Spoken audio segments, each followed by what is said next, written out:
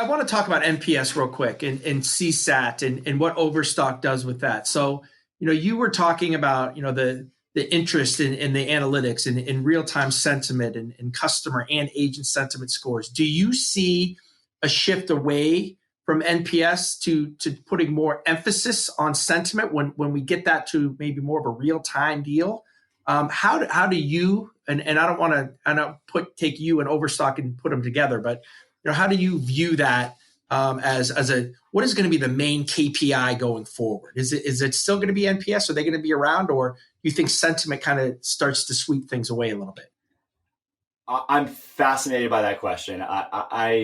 Overstock is a very deeply NPS driven organization, and it's also a very deeply quantitatively driven organization. Over time, if we come up with a metric that beats NPS in identifying the future behavior of that customer, their lifetime value, their repeat visit rate, that if we find something stronger, we are more than willing to say it's the winner. Sentiment, that natural language side of it, may be the way of doing that.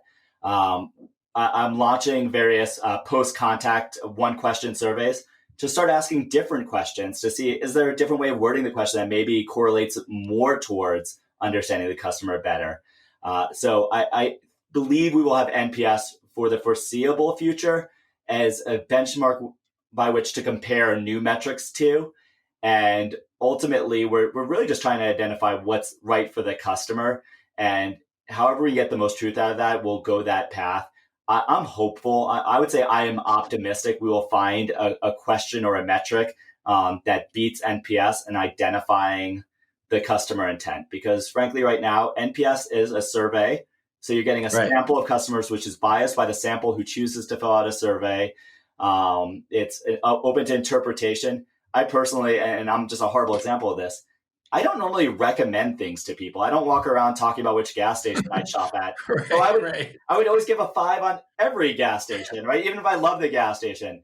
So finding a question that more gets to the heart of the customer, or a way of measuring the customer that gets more to the heart of how the company performed and how the individual human agent or the customer care team performed, is an ideal goal and a way to look for the long-term future of it. But I don't have that answer right now. And I think that's kind of the quest that we're looking for.